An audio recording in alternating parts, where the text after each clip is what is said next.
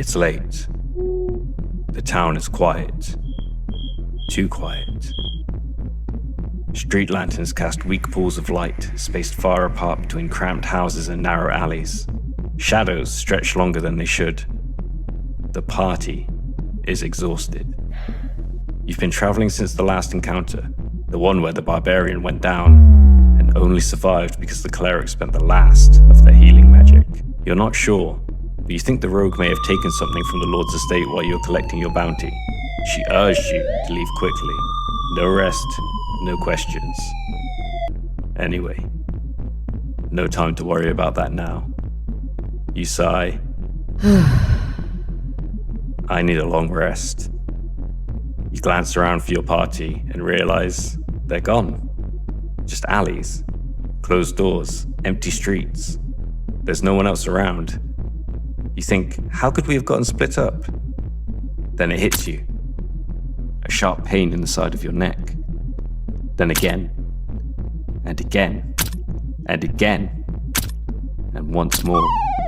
Poison burns through your veins as your legs give out. Piercing pain, darkness closing in. As your vision fades, you see the cleric swinging their mace at a shadow. It connects. You think.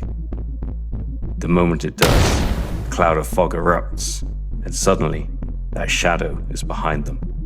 No footsteps. No warnings. What is happening? Who is this? And why does it feel like I need a long rest? Get on, Dungeon Makers. Blade here, and you've just unleashed Yora onto your party. There's nothing worse than being kicked when you're down, when you're tired, when you're low on hit points and out of spell slots. And that's exactly when Yora shows up. Yora is an ambush specialist, built around stealth, speed, and timing. She doesn't fight fair, and she doesn't fight fresh parties. Once she's hired, she waits. She watches the party burn resources. She waits for someone to fall behind, and then she strikes. Thanks to her speed, climbing, and ability to disengage or hide as a bonus action, Yora is very hard to pin down, and she's perfectly happy to leave the moment things stop going her way. Yora will not die for her contract. If the fight turns against her, she disappears in fog or illusion, learns who hits the hardest and who heals, and then comes back next time better prepared. Yora works best as a recurring problem. Maybe a noble hired her after the rogue helped themselves to the wrong treasure. Maybe the wizard caught a few too many innocent bystanders in a fireball. Or maybe the bard did the crap that bards do. Once she's on the party's trail, she doesn't forget them. If the party starts to outlevel her, don't rebuild her from scratch. Bump up her hit points a bit. Maybe give her a couple extra spells. But make her fight smarter. Use all that mobility. Keep that range. Ping off your opponents. Do not make her fight harder. And bear in mind, Yora can show up more than once in a session. She might attack at the inn just before the party gets a long rest. Not to kill them, just to ruin their plans. Later, after they've cleared a bandit camp, finished a job, she comes back and turns a simple errand into a life or death fight. If she escapes again, she might catch up with them one last time before they can rest and recover. She's relentless, but not because she's reckless, because she's patient. Eventually, the party will have to deal with Yora. How they do that is up to them, yourself, and probably the dice. Now, for a lot of you dungeon masters out there, that's more than enough information. You can go to my coffee shop, download her stat block for free, insert her into your campaigns and one-shots as you see fit. But for those of you who would like a little assistance with the flavor or maybe some inspiration, here's my take on her backstory. Yora was born in a land torn apart by civil war.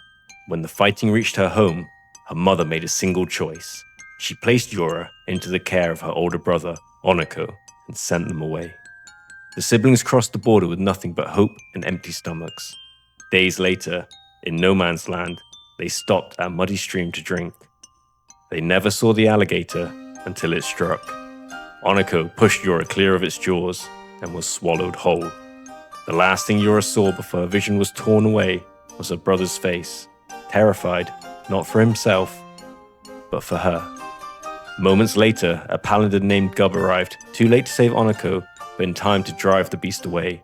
He carried Yora back to his swamp village, where she was taken to the shelter of the Sacred Spore Mound, a monastery built around an ancient, sentient mushroom.